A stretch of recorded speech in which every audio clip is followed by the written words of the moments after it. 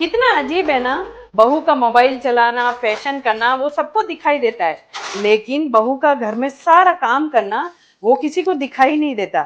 बहू की जुबान चलती हुई दिखाई देती है, लेकिन बहू से कौन कैसे बात करता है वो किसी को दिखाई नहीं देता।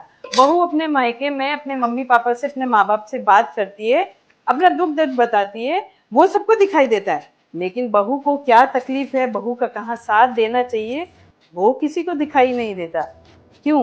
सही कहा ना। बात कड़वी है मगर उतनी ही सच है। ऐसा क्या पहाड़ टूट गया? मम्मी ने गुस्से में 2-3 बात बोल भी दी तो? जिस लहजे में मम्मी जी मुझसे बात करती है ना, उस लहजे में एक बार अपने दामाद से बात करके दिखाएं, क्योंकि सास तो वो उनकी भी लगती है ना। या तो अगले पल उनकी बेटी उनके घर बैठी मिलेगी, या अपनी बेटी की शक्ल देखने को तरस जाएंगी। मेरी बात कड़वी जरूर है पर सच है।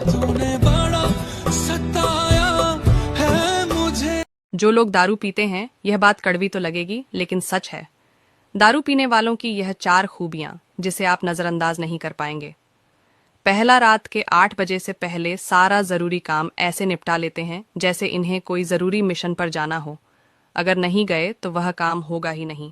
दूसरा, दारू पीने से पहले 2 बूंद ऐसे गिराएंगे जैसे यह संस्कार इन्हें विरासत में मिला हो, लेकिन कभी भी खाने का भोग खाने से पहले भगवान को नहीं लगाया।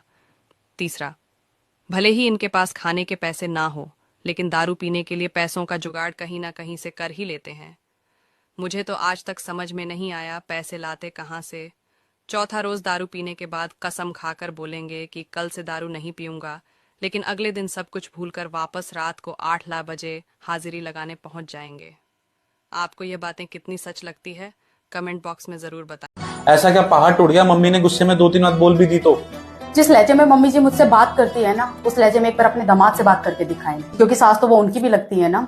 या तो अगले पल उनकी बेटी उनके घर बैठी मिलेगी, या अपनी बेटी की शक्ल देखने को तरस जाएंगी। मेरी बात कड़वी जरूर है पर सच है।